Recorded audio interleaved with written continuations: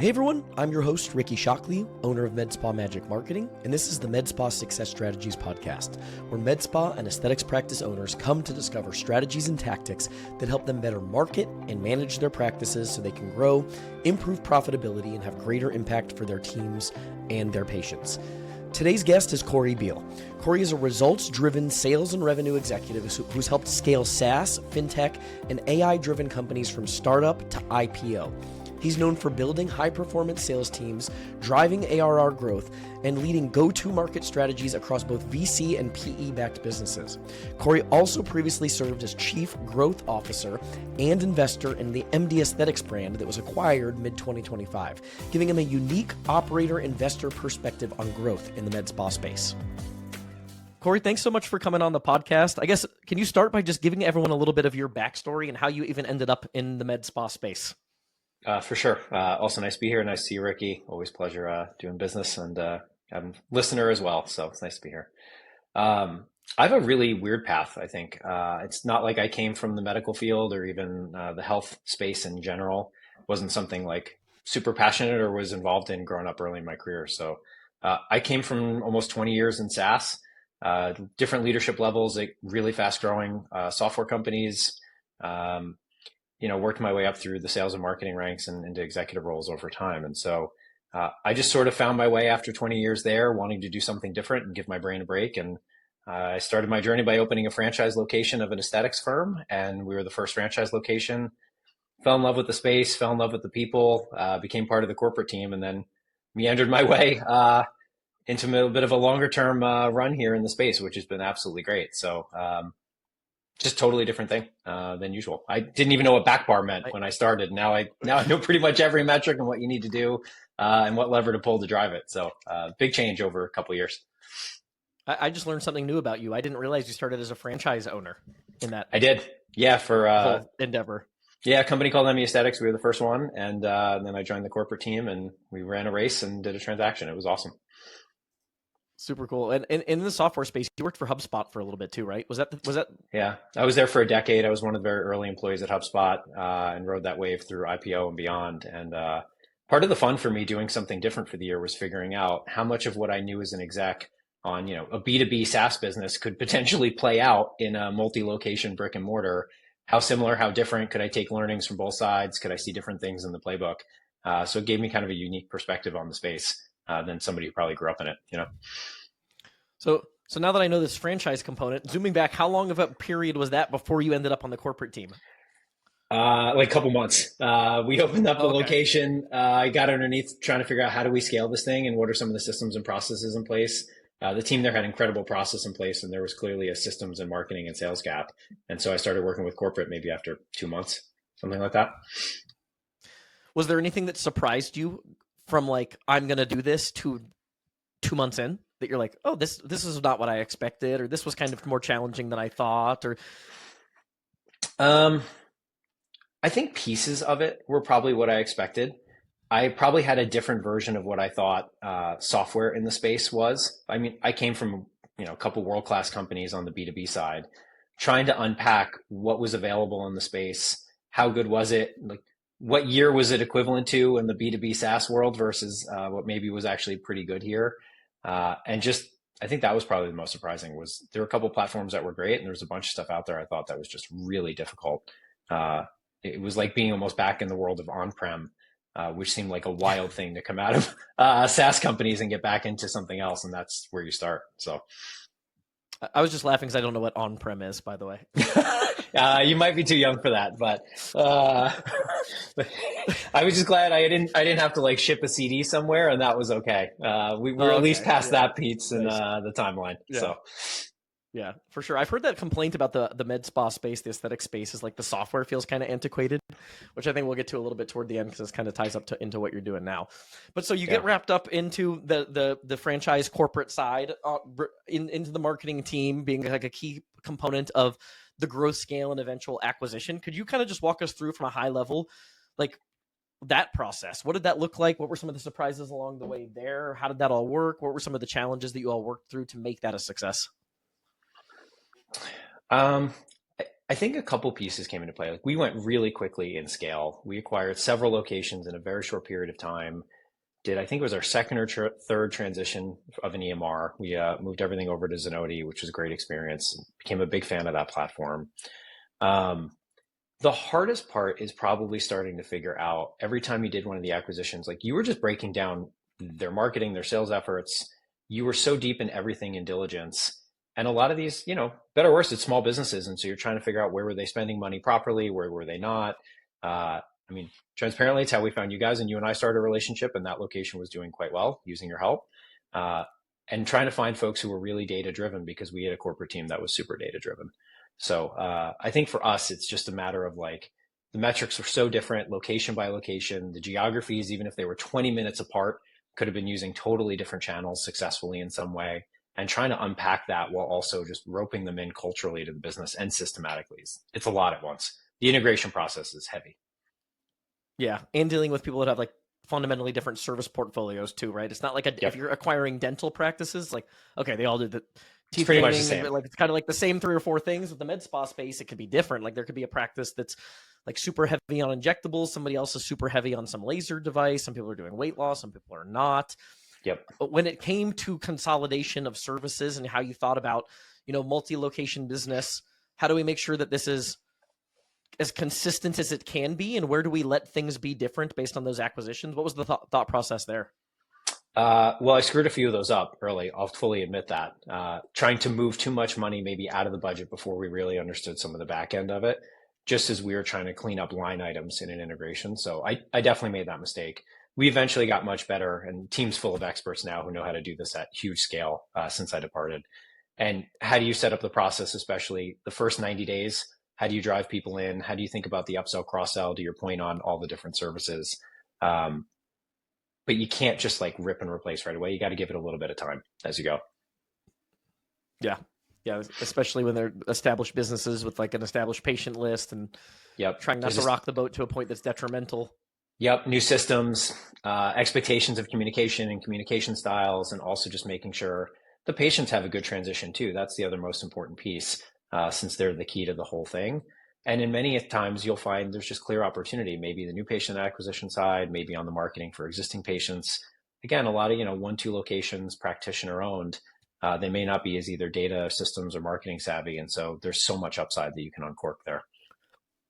So when you all were picking up locations and you're going through this acquisition process, like you said, you're doing your due diligence. You're trying to make sure you're making a good decision about where to grab a new location and where not to, where maybe to pass.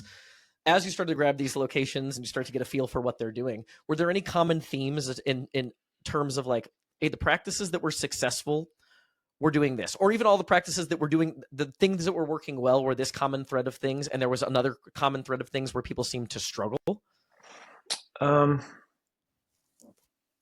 think there's 2 angles to that.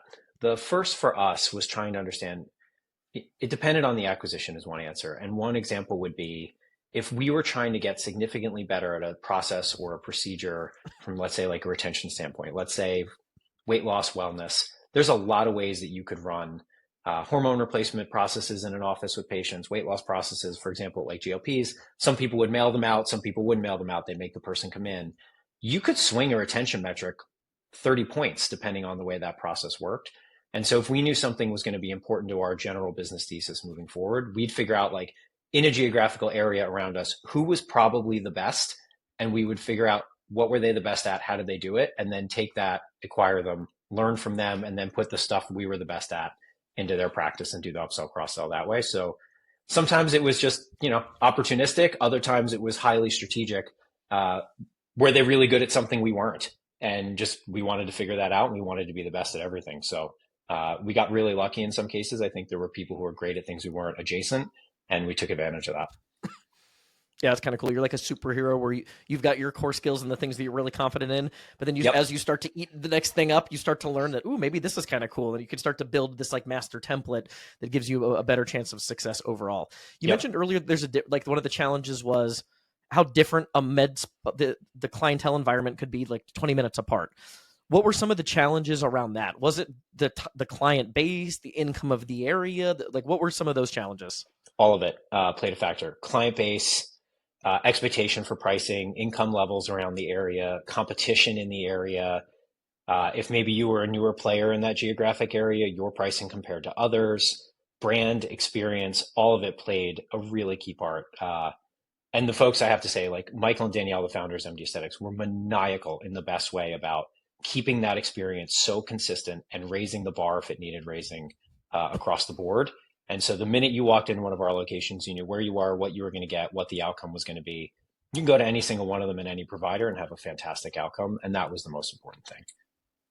Yeah. With the pricing, was the realization that the pricing has to be customized, or is there an opportunity for businesses and people that are listening? You got multiple locations, let's say, and you deal with this problem because you've got a location here that's a little bit different market than it is here. What was the end result? Was it, hey, we're going to hold the standard, these are the price points of the business, or we have to tailor those to the area? This is really tricky. It depends on how far away your other locations also are. Right. If you have 2 or 3 locations and they're all an hour plus apart, you're probably not going to get that much patient overlap. If they're within 20, 30 minutes of each other, you've got to keep a really tight guard on maybe what's your price per unit on your Botox. And if you can, maybe you just maneuver on the front end, but you equally maneuver the pricing on the back end as you acquire scale and you have the corporate relationships to help drive the price down. But that is very tricky as your density increases in a region. Interesting. So the kind of the core component that you're looking at there, though, is the potential for overlap. So if like you're going to steer people in one direction over the other, then it becomes a little bit more complicated. But if there's truly separation, you have a little bit more flexibility in how you handle that. A little bit. Like, I mean, look, regardless of whatever location you go into, right? We know you're going to have a good experience and you're going to come back.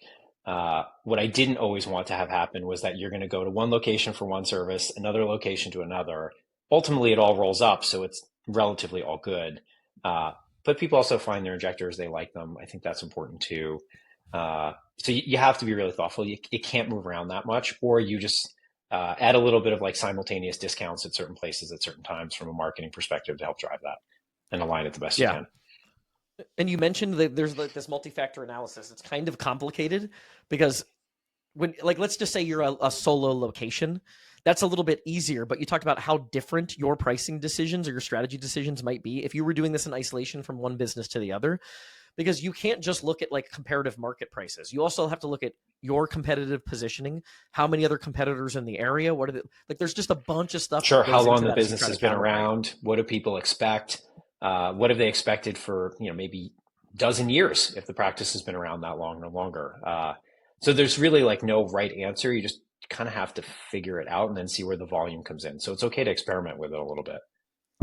Yeah. For our listeners that might have one location, or they might have 1 or 2 locations and they're like, that kind of feels like a cap on it.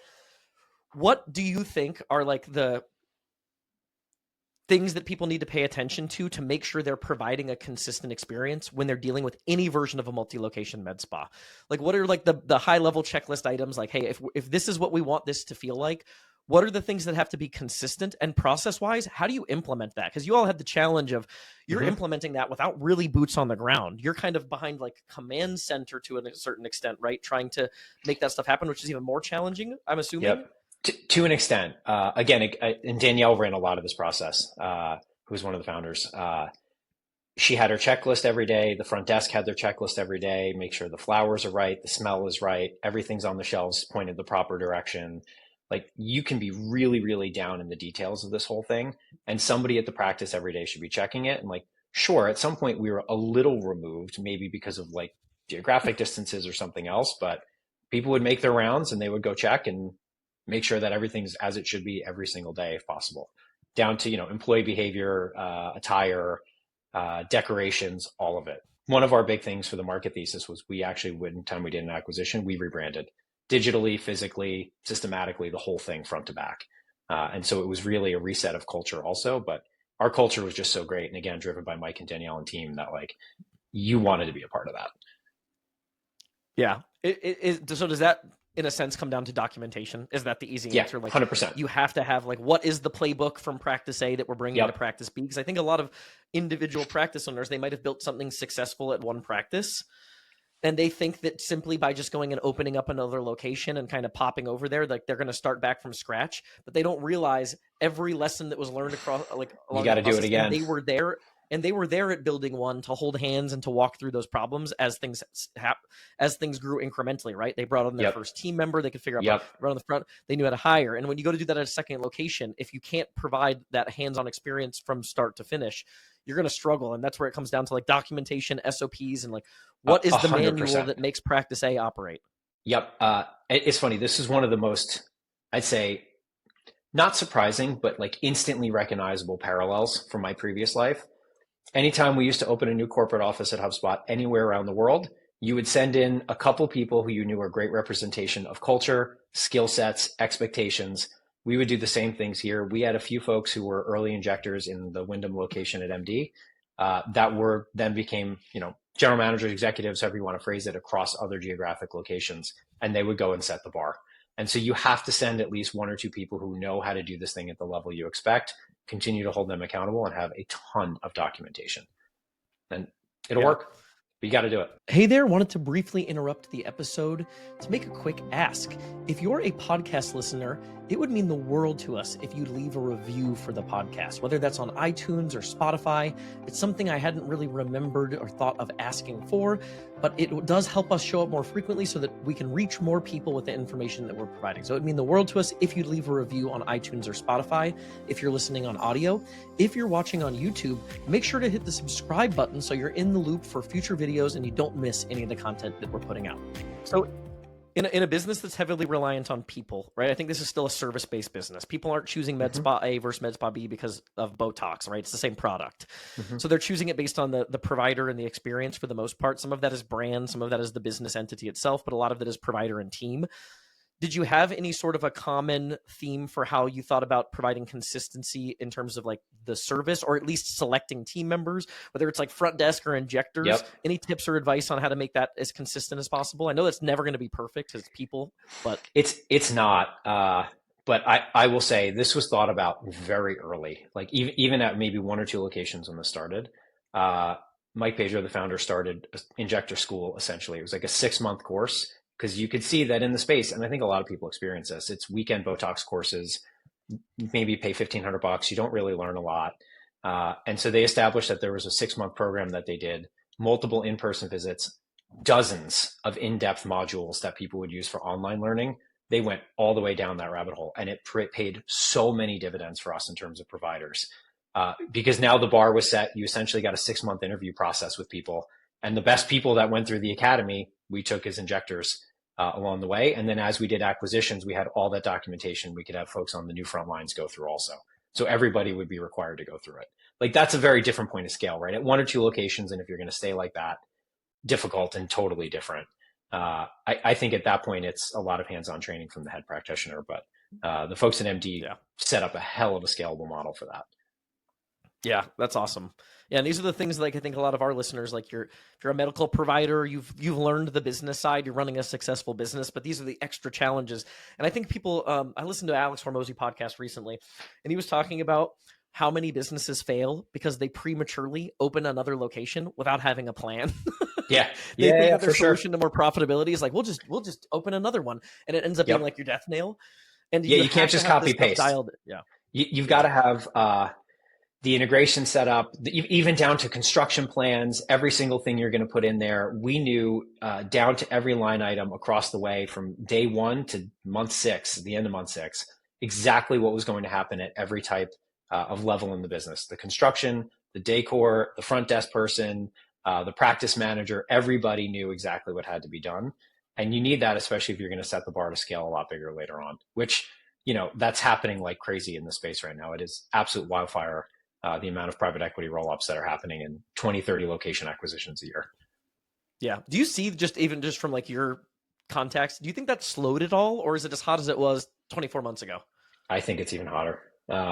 Yeah. Having gone through that process, we spent about a year from the time we went to market, and we interviewed a lot of folks, and a lot of folks interviewed us for PE dinners, et cetera. Like, everyone has a very specific thesis on the market. I think now we're at the point where people just can't wait anymore and have to jump in, even if data's not perfect. The thesis doesn't perfectly line up to what they think they wanted. You're seeing the combination now of all the other wellness services jump in between peptides, stem cells, and you're getting this whole overlap between like body and beauty and how you feel and how you look. Uh, and I'm just every PE roll up I talk to is absolutely ripping right now. It is heavily competitive and they're all going for it. Yeah. Do you see? I did an episode on these these like wellness trends, like the cryo beds, red light therapy, all these kind of things. Do you see that as something that's going to be a long-term trend in the space? I bet pieces of it will. I think some of the difficulty, and even you'd see this with, the IV piece, and a lot of people grew those pretty quick, franchised those pretty quick. It seems like not as many of those have really made it like through that fire because it was a low dollar value. You occupied a room for a long time, and somebody had to kind of keep poking in or watch or check. That's $150 or whatever for a drip for an hour is a pretty small dollar amount to lock up a service room. So the amount of volume you need of just new patients and people coming back for repeated services with very little cross sell is tough. So I think like, I don't know, maybe Yeah. my candid view is like IV tough. I agree with this. Just to talk about this point, I agree with this 100%. And the challenge that we see too is like people try to market these services, and now when you were selling it for $150 with no acquisition cost, at least you had $150 with minimal cost of goods. But when you start to advertise some of these services, and you're not relying on like some sort of organic medium to generate the business, and you have an advertising cost, you end up spending for like IVs, for example, you'll spend $150, $200 to even get the client. You have to run a discount to get them in. You basically break even, lose money on the first visit, and it's not a service. Like, yes, we wish a lot of people were doing this like as a wellness trend and they were just coming back every couple of weeks. And I'm sure some people listening to this, they've got clients that do that. But there's a large chunk of the IV market that are one-offs. So the math behind it, like I've seen, is very shaky. Like when I've talked to people and we actually run the numbers, it's like, okay, as soon as you start to advertise these things, this feels less comfortable. And just anecdotally, what I've seen on some of these other newer services, do people actually see the benefit at enough scale that they've bought it? Like when you go get Botox, for example, it's a very clear before and after. Like there's a very visible, tangible result, and it requires ongoing service to maintain. With some of these other things, you look at even the science behind some of it. Like if I go in a cryo bed, there's no like substantial before and after that's happening for me, right? So you're relying on like hoping the data that's young on some of these things pans out to be justifiable, and that people want to spend money specifically at a brick and mortar location having this done. Yep. Also, like cryo one's a good example. And I'll take full offense in some of it. Like I have a cold plunge in the backyard. I was one of the early non-tech bros who had it. And now I feel terrible about having it, but like, okay. But again, like you feel great. Now I'm just a walking cliche. It's fine. You feel great for a short period of time. The thing with the Botox that everyone loved, or even when you get lasered, et cetera, and full like transparency, my mom did some laser work. She was one of our best before and afters, and she's 76. But she felt great every day for months. Even until she came in for the next appointment, she felt great. She could see the results. Everyone looked that way and felt that way. And I think if you focus truly on the patient outcome piece, that's why a lot of the research is probably going to be accurate here. Where in a downturn, I could see people pulling off of doing IVs and plunges and red lights and all that stuff really quick. Your Botox, your filler, some of your laser, et cetera, your GLP, that's going to be the last to go. And maybe you'll push it out from 3 months to 4 or 5, but you're going to keep doing it. This will be the goofiest reference on the podcast. It's the shallow hell reference. Third-party perspective. When you get Botox, you will look. If you stop getting your Botox, you will look visibly different. Yeah. If you stop going to the cryo bed, no one will know. No one will know. You might know. You might feel some. But it's that third-party perspective piece that I think does create more stickiness. And we talked to Ben Hernandez from Skytail Group, and he talked about still to this day, these private acquisition, most of these places are looking for something like 60% of the revenue coming from injectables. It is kind of the tried and true in the space. It's the tried and true. It's actually a really fine line because at 60, you've probably at least got some, coverage elsewhere, depending on what those services are, depending on what your split between medical and non-medical are. But a lot of them, when we would go look, were 80, 90% injectables, which for us was great because we knew if we had a good mix and we knew how to teach them how to upsell, cross-sell, we could bring our other services in right away. It would work out awesome. But even a lot of folks I still talk to today, 3, 5 locations, they're heavy on one single line of revenue, and that is risky. like from my opinion, just from like a business standpoint, that is risky. For sure. Cool. All right. On the marketing side, one of the questions I had here was, what marketing channels from your experience with this whole thing do you think are undervalued or underutilized right now? Probably events. We did a lot of events. There's a couple flavors of it, right? There's your local biz dev with adjacent businesses that might be good fits, and doing nights and evenings with their clientele and your clientele. We would run a lot of thematic events at the locations. Obviously, there's the easy grand openings when you open a new location, etc. But like themed events over a core period of time and with different audiences that we would focus on or focus different offers, different referral bonuses, things like that, just absolutely crushed. And, the whole thing from my perspective, from a marketing standpoint, is this stuff is intimidating if you're new. I think it's why so much of the business in general everywhere is referral, right? 25 to probably 40% for a lot of brands. It's about getting that foot through the door the first time. And so the more you can do to let them feel it, interact, test it before maybe they slide the credit card through, I think the better. And the events are a great way to do that. Yeah, I love that. I know a lot of people have a struggle with events. Like there are people I think that knock it out of the park and they're like, this is phenomenal every time we do it. I think one of our mutual clients that we've kind of worked with, they do really, really well with this. Yep. But I've seen a lot of people struggle with it. Do you have like just a core list of tips? Like, hey, what do you think made those successful for you guys? We were really thoughtful about the offers. We also had a marketer on the team, a woman named Jenna, who knew how to put together great events, and it was a strength of hers. And she absolutely rocked these offers, pre-event promotions, how to train people in the locations to promote the events. Just thematically thinking about maybe some nights are VIP, some nights are for new, like spreading that out throughout the course of the year. And we were doing them, maybe every quarter for a period of time there in a bunch of our locations. And so I think it's just like any other event in your real life or any other life you've ever lived. Like, do you know what makes a good one? The decor, the feel, the invites, how are you going to do it?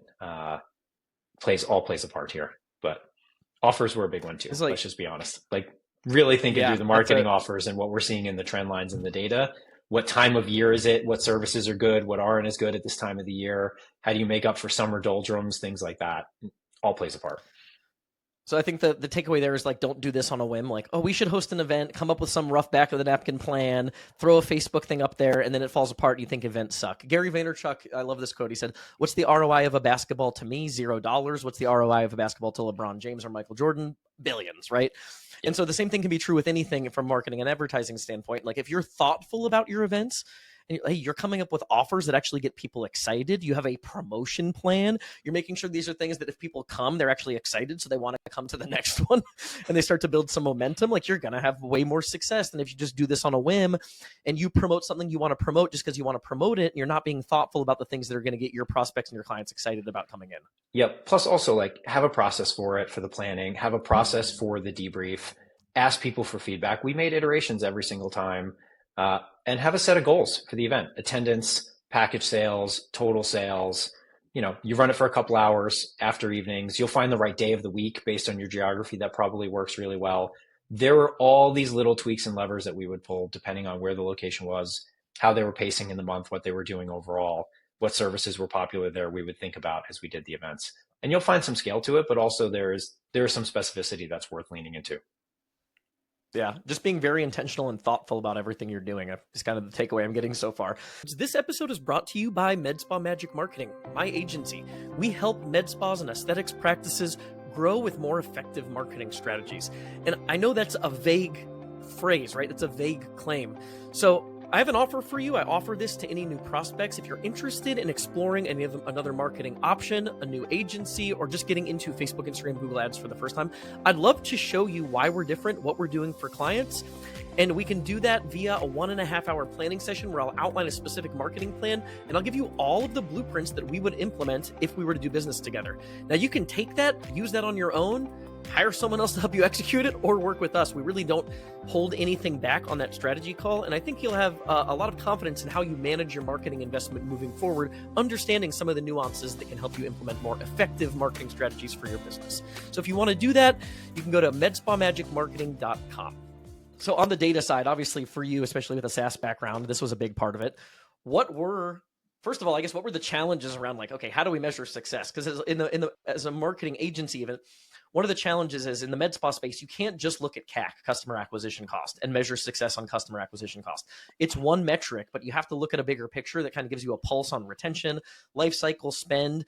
What were some of the things that when you got into this, you're like, okay, this is what we were trying to figure it out because we didn't have confidence that we had the right data to make good decisions. And then what were your takeaways in terms of KPIs and data that you analyzed?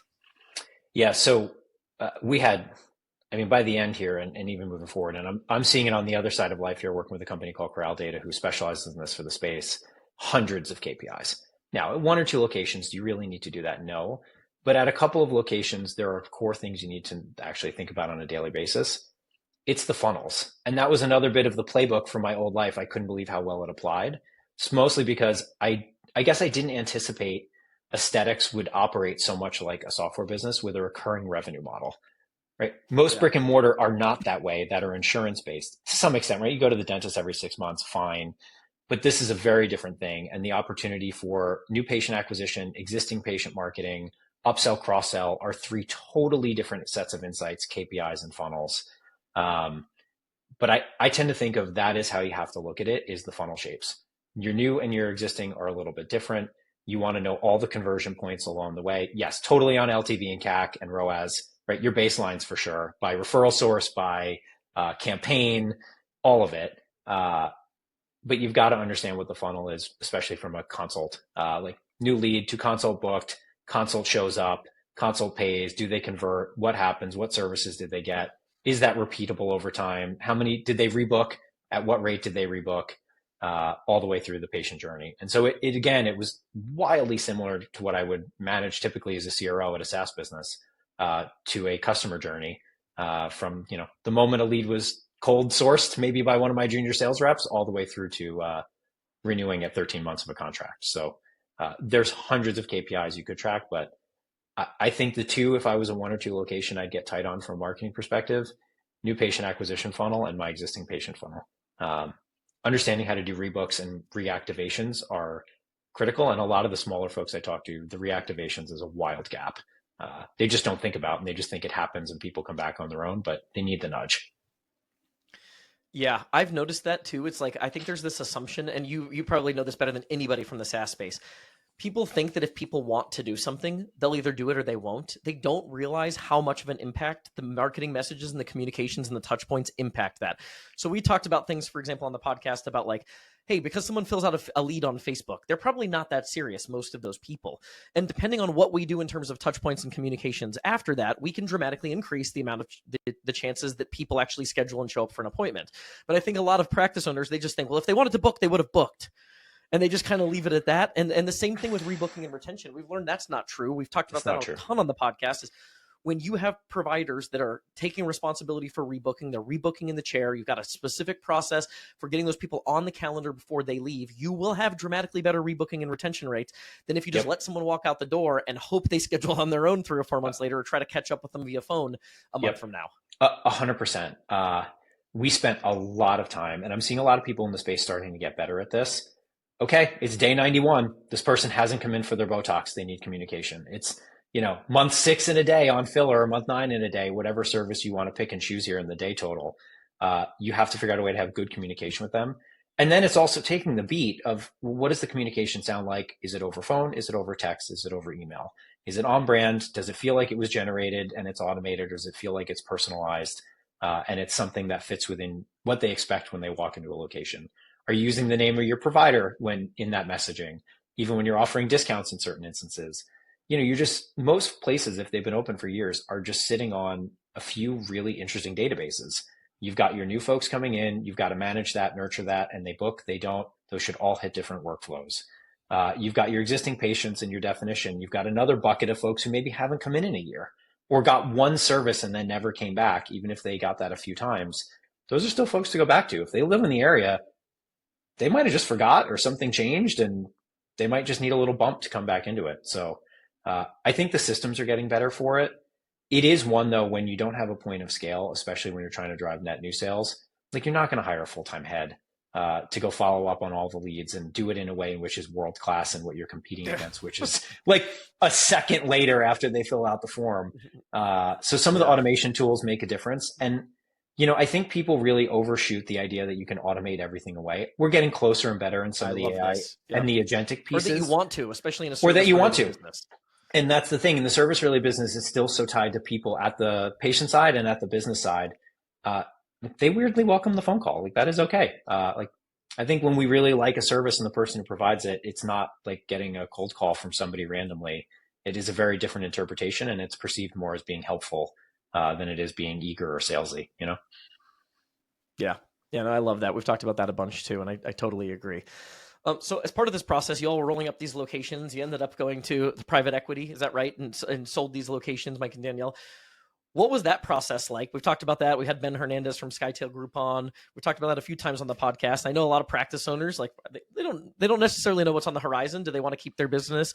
Do they want to sell it at some point? I think a lot of people at least have it on their radar that maybe at some point they do want to sell their business, even if they're a single, double, 2 location practice. What was that experience like? Walk us through some of the things you learned there. It was awesome. And I knew things from the VC side of life, and I've gone through an IPO and raised money and funds before. And so to go through a transaction on the P side was totally different experience. We actually worked with the folks at Skytail, so I'll give them the shout out. They're great. Nice. Cool. I forgot about that. Yeah. Yep. Yeah. And I do some work with them too. They're one of the partners here at Crowd Data also. And so, you learn a lot. You get to see where you think you have great metrics or you great understanding your business versus when you let somebody whose day job is literally living in spreadsheets come at it from a totally different angle. You learn a lot about the market and all the thesis that people have in the market, how yours compares, what's going on out there. The funny thing is, like, that world is small too. A majority of people in healthcare and PE all are in Chicago. Everyone knows each other. Half of them went to the same graduate school or MBA school. And so the world is small, even if you feel like you're a 1 or 2 location, maybe, somewhere in New England, somewhere in South Carolina, North Carolina, whatever it is, you'd be surprised. It's wildly small and well connected. I think it's going to be something where, again, it's just happening at such volume. The risk for people staying at 1 or 2 locations for a period of time is the competition that's going to come around you, and the scalability they're going to have from marketing, pricing, is one bit of pressure. And so, like, even if you're going to try and stay and kick it over, you have to get really good at everything. You have to start thinking, how do I get marketing help? How do I get operational help? If my job as a practitioner is primarily that, and I'm really good at it, and maybe the business side I'm less good, you got to bring in some people to help and make that investment. You may take less distributions at the end of the year, but the business will survive a lot longer. Yeah. Anything in terms of like, hey, you want your business to be as valuable as possible when you go to this process? Key tips and takeaways there? Everything's got to be tight. Every bit of, to your commentary earlier, documentation, process, SOPs for every single piece of the equation.